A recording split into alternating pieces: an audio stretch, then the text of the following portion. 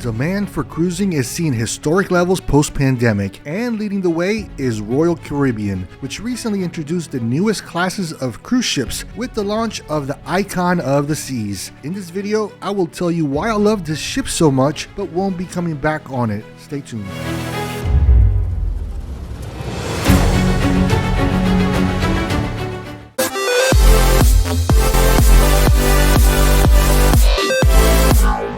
Historically, cruising has been one of the best values for a vacation. For example, this Alaskan cruise on Royal Caribbean will cost you a total of $705 for a 7-night cruise. That comes around $100 a day for your food, lodging, and entertainment. That's not a bad deal, but demand for cruising is at an all-time high and deals are getting harder to find.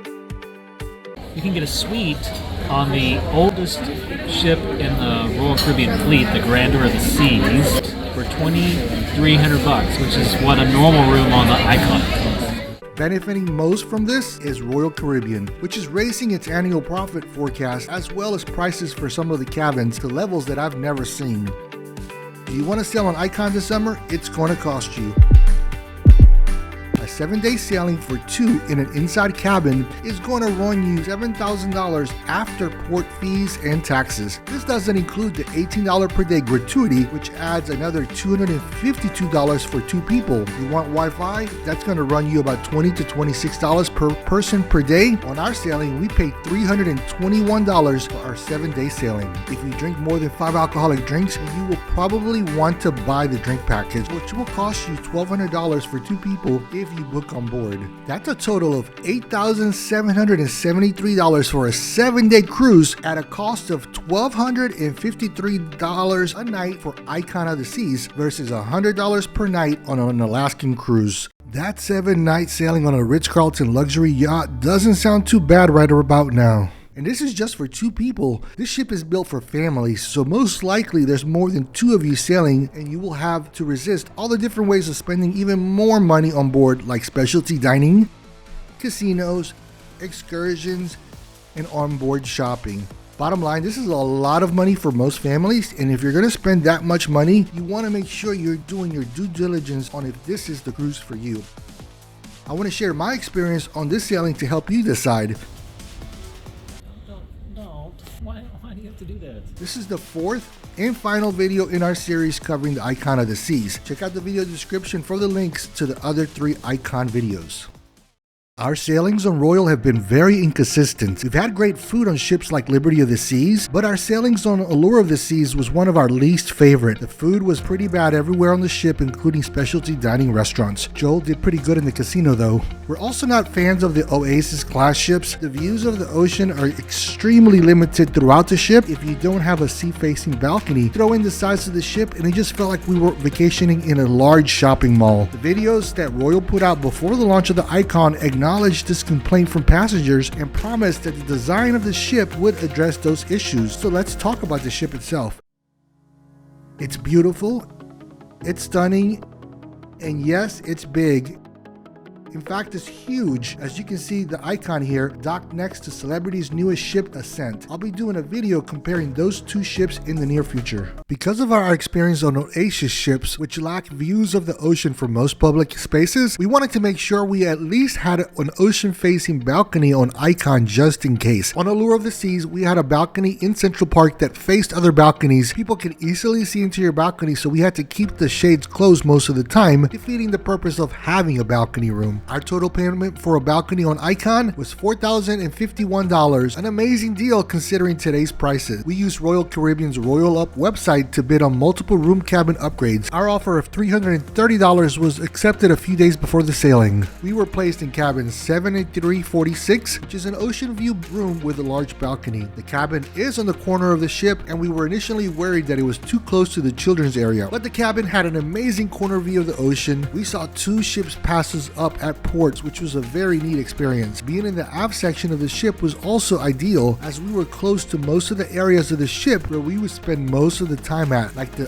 adult-only hideaway section, the Windjammer buffet, and the Surfside Eatery buffet, which was one of the best tips we had from our sailing. The buffet is just seconds away from our cabin. They have a breakfast buffet every morning with most of the staples for breakfast available. For disembarkation, we were able to sleep a tad bit later and grab a quick breakfast before leaving the ship and not have to fight the crowds at the Windjammer buffet for breakfast. Full breakfast and there's no one here. Note of interest on our cabin on deck 7, the Absolute Zero ice skating rink is directly below it, and on one night there was a dance party held in the space and the music was heard very loud inside our cabin as we tried to sleep. The ice skating is down below, it's like floors below us. Also on another day, there was a huge smell of fecal matter all throughout the deck from the sewage system, and the smell leaked into our cabin. At the end of the day, our cabin was extremely comfortable. And we're moving. Let's go outside. Oh wow, what a great view right here. If you want to see more videos of it, check out the first video we did for a full tour of the cabin.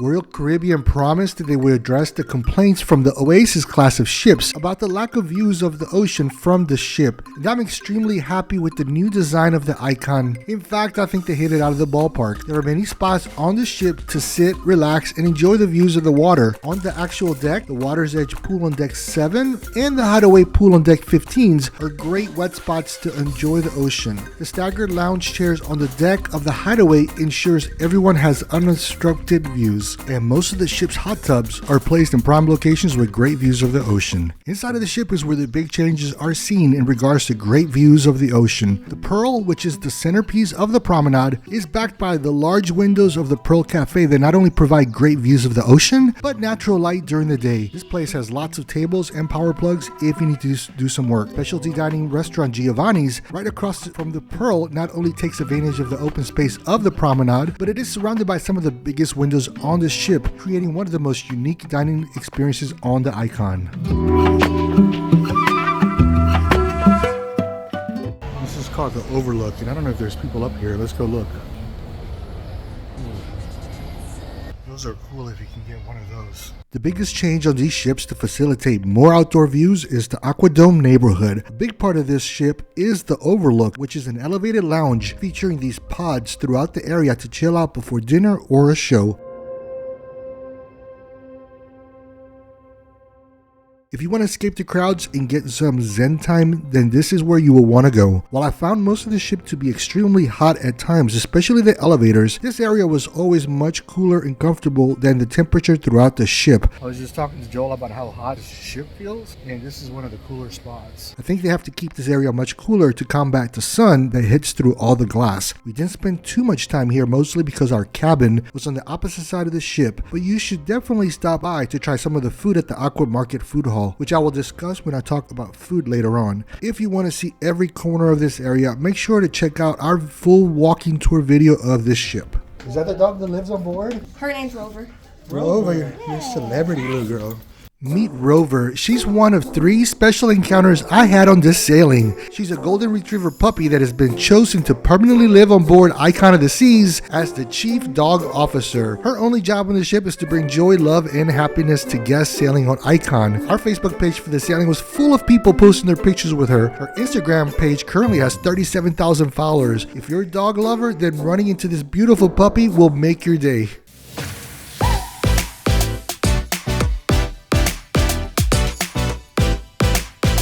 The ship has a max capacity of 7,600 passengers. Our sailing was the second revenue sailing and sailed at 80% capacity. They will ramp up to full capacity by March of 2024. The big crowds that I was expecting to see all over the ship were just not there. The ship is designed in such a way that the only time it ever felt crowded was at the Windjammer buffet, but even there, with a little bit of patience, a table could be had in a few minutes. The elevator system is brilliantly designed to spread the waiting passengers into different lifts. You push the deck you want to go to, and a letter is assigned to you for the elevator that you're to take. This definitely beats the crowds of people rushing into one elevator at a time. The 7 different neighborhoods on the ship help spread passengers around. Icon of the Seas is so large that many times the ship felt dead throughout our sailing.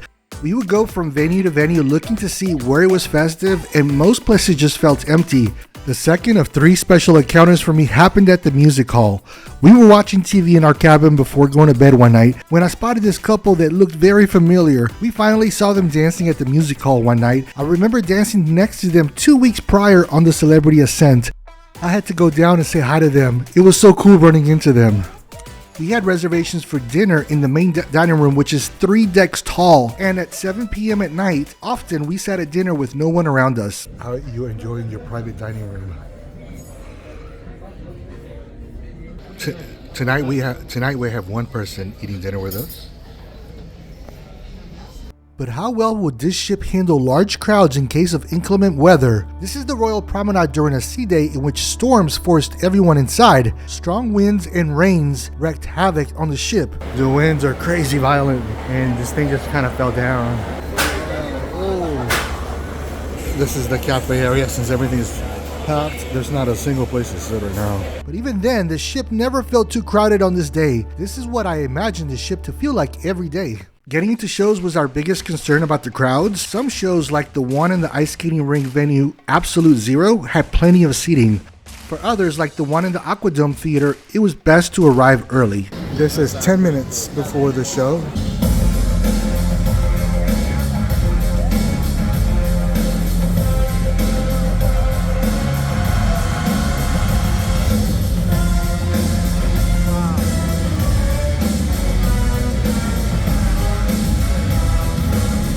You make reservations for shows online before you're sailing. The one problem we had was that your dinner reservation blocks out a 2-hour time period in which you can't book any shows during that time. Here's a schedule which gives you an idea of how the shows are spread out on a 7-day sailing. When the schedule of shows was available for our sailing, we couldn't schedule 2 of the major shows on the schedule due to the 2-hour time block. Our solution was to cancel our main dining reservations and pay for specialty dining on those nights. As I get into talking about the food, I now think going to the Windjammer buffet for dinner would have been a better option. What's your thoughts on the calamari? It's different. It's chunky, isn't it? It's chunky. We paid $50 per person to eat at Giovanni's, the Italian restaurant on Icon of the Seas. Our dinner tonight is chops. The only reason we did it is because it's the only time slot that it would allow us to go see the show tonight. And $70 per person to eat at the Steakhouse Chops Grill. While the food at both the restaurants was good, the price for us was not justified because the jump in food taste, quality, and presentation was not there for us compared to all the free options found on Icon. All right, this seriously looks amazing, doesn't it? The presentation of this one. Yet we paid $200 per person to eat at the Empire Supper Club. That's a new option found on Icon of the Seas. The meal is held in a small intimate venue that features an 8-course meal with drink pairing included and a live jazz band for entertainment.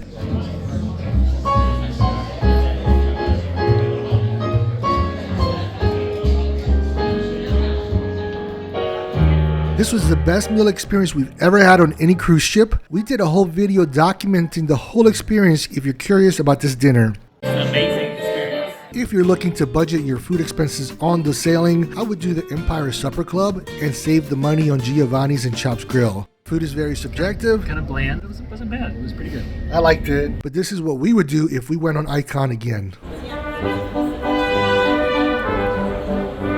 Will, also known as Trek Trendy, is one of our favorite travel content creators, and meeting him on Icon of the Seas was the 3rd special encounter we had on the ship. Oh, it's unbelievable. I honestly can't get over the size of this ship. The food that is included with your cruise fare was so good. It was one of the highlights of the cruise for us. We stop by the Pearl Cafe often for sandwiches and sweets. If you want to order food, you want to go to the right side of this counter, and if you want to order coffee, you go to the left side. Countless times people stood in the wrong line, and when they made it to the counter, they were told to go to the other side. Signage here would be very helpful. The cafe has some prepackaged snacks available, but the real winner here is the desserts and sandwiches. These barbecue shredded chicken sandwiches taste as good as they looked. Is it good?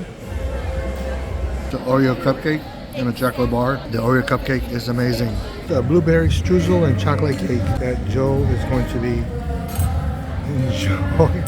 The Aquadome Market is a new addition for Royal Caribbean. Located right next to the Aquadome Theater, this is their version of a food hall, which was first introduced by Virgin Voyages with their galley. Royal Caribbean introduced this concept in order to provide more fresh food options, and it's all included with your cruise fare. There are 5 different types of stations. You can get fresh crepes, multiple versions of mac and cheese, ginger if you're in the mood for Asian foods. There's Mediterranean, and Toast and Garden has salads and sandwiches. I had a Monte Cristo.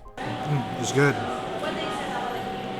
Make sure to stop by the main dining room in the morning at least once on your sailing. Good morning. So they're technically serving brunch until noon here in the dining room. There's some breakfast stuff, iceberg wedge. I can't have no wedge in the morning. The biggest surprise when it came to free food on board had to be the Windjammer Buffet. While I found the breakfast selection to be a little bit limited, the quality was much better than most buffets. They had all my favorites, including cinnamon rolls and donuts, but my absolute favorite was this chocolate chip muffin for breakfast. OMG, so good. The quality for lunch and dinner is where the Windjammer Buffet really stood out for me. The dinner selection was pretty impressive with everything from chicken, steak, and even lobster tail. That looks delicious. When it comes to cake on a buffet, I find most of them to have one thing in common. They all look better than they taste. Skip the sweets at the buffet, the cakes at the Pearl Cafe are much better. Overall, when it came to my 3 biggest fears, quality and taste of the included food, not enough views of the ocean from within the ship, and large crowded areas, Icon of the Seas blew away all my expectations. Let's talk about entertainment, which is an area where Royal Caribbean normally shines. There's no shortage of things to do on board the ship, no matter how you like to spend your time on a sailing. During the day, I rarely attend cruise activities, as I either like to do a little work or want to relax by the pool or at the spa. For such a large ship, the thermal suite at the spa is a bit of a letdown. The thermal suite has multiple heated loungers, a dry sauna, and a steam room. A day pass will run you $50 and they give you these body scrubs. For a 7-day sailing, you can get a pass for the thermal suite for $100, which is not a bad deal for 7 days. In order to get the most out of our time on the ship and enjoy all the ship's fun spots, we stayed on board on the first port stop. The water park on Icon of the Seas is the biggest feature on Thrill Island, and it is called Category 6. Oh crap, the water park is huge. Look at these slides. You gonna try them? This is not just because it has 6 water slides, but it's also named after the weather. And during a port day, the lines for the water slides were minimal. There were 2 water slides that stood out for us for being the most thrilling. The first one is the yellow water slide, and it is called Pressure Drop. This is the first open freefall slide at sea. It's the shortest slide of the bunch at 108 feet, but it is also the fastest. You have to gain the courage to push yourself off the edge though. If you can do that, you'll speed down a 66-degree incline into the splashdown. That's almost vertical. And finally, the Frightening Bolt. This is the tallest water slide at sea with a massive drop of 46 feet. On this slide, you'll stand in a capsule and the floor will completely drop below you. You'll plummet down until the G-force sets in and shoots you up and around the 360-degree loop. Did I mention how nice it is to stay on board and have this whole ship to yourself on a port day? While Joel walked around the whole ship filming for the full walking tour video of the ship, I walked on over to check out the Crown's Edge. One of the new features of this ship, you're strapped up and step onto a walkway and walk as you're suspended over the water. Royal initially was charging $90 for this, but quickly dropped the price to half of that at launch. I didn't get to try it as I wasn't wearing my required shoes for it, and well, it was a long walk to my cabin to go get them. Royal Caribbean is widely recognized for its nighttime entertainment, and Icon of the Seas offers several unique shows. The first, Starburst Elemental Beauty, was held at the Absolute Zero venue, featuring the largest skating rink at sea. It's a captivating artistic representation of the periodic table, which I thoroughly enjoyed. The next show, Aqua Action, took place at the new Aqua Dome venue. Although still in development during our cruise, we were treated to a sneak peek, showcasing about half of the final product. Both shows featured talented cast, including Olympic athletes, and the performances we witnessed were truly impressive. The final night featured The Wizard of Oz, a Broadway-style production that, while not my personal preference, was undeniably well executed. Joel, on the other hand, thoroughly enjoyed it, and it's sure to be a hit with the families. Overall, the nighttime shows on the Icon of the Seas were a highlight of a cruise for us, showcasing Royal Caribbean's commitment to top-tier entertainment. Game over. Opportunities for dancing were plentiful throughout the ship, but often the dance parties ended very early in the night, which is expected from a cruise ship that is geared towards families. The Journey cover band was a great hit with the crowd.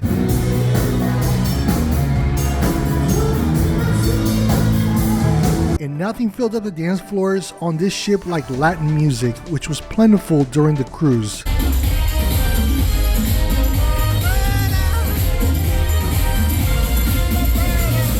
I've become a huge fan of silent disco. On this ship, there's 2 DJs playing different types of music. You can switch between them with your headphones and see what everyone is dancing to based on the green or blue color it displays on their headphones. It's so much fun to participate in and quite the experience to watch from the sidelines. I wanna dance with somebody. At nighttime, the Royal Promenade was flowing with dance parties and events. The Marshmallow Man from Ghostbusters movie took center stage for the highly popular One Hit Wonders party, and the Pirates costume parade that takes place inside the promenade is pretty impressive. The parade fills up the massive promenade with people viewing the festivities and the large cast, which is full of performers from all the shows on board. According to someone from the production team, this is the most expensive show the Royal puts on per minute due to the number of performers and costumes in the show. The one thing I wish was improved on in the Royal Promenade is the seating situation. For example, there's a band that plays here at night, but there's nowhere to sit. You can see people on the right side sitting on the merchandise display cases. If you want to people watch, your best option to sit is at the pizza restaurant Sorrento's or at the lobby bar across from the Pearl, but even there your views are limited. When the party starts to die down, Dueling Pianos was the one venue still open late at night and at packed capacity.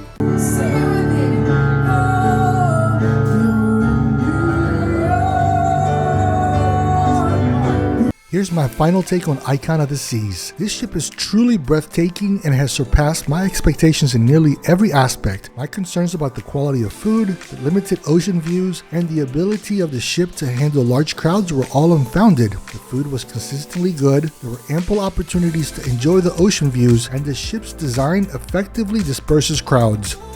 Icon of the Seas is a family-oriented ship and it excels in this regard. Apart from a Disney cruise, I can hardly think of a better experience for families. It's a destination ship, a dream for cruise enthusiasts and families alike. However, despite my admirations for the ship, I don't foresee myself returning anytime soon. Why?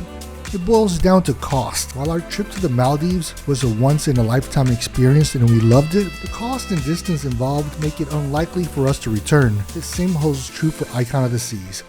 The price is a significant deterrent for us. We were fortunate to snag a great deal, but the ship's popularity has driven prices to a point where it's no longer justifiable for us to return, especially when there's other cruise lines that fit our needs better at a fraction of the cost. Should you consider sailing on Icon? If you have a family with kids and the prices don't intimidate you, absolutely go for it. You won't regret it. Alternatively, you could wait until the novelty of the ship wears off and prices become more reasonable. I hope you find this video informative. I've already covered many aspects of the ship in my previous 3 videos, so be sure to check those out. If you enjoy content like this, please consider subscribing as it greatly supports this little channel. And as always, thanks for watching.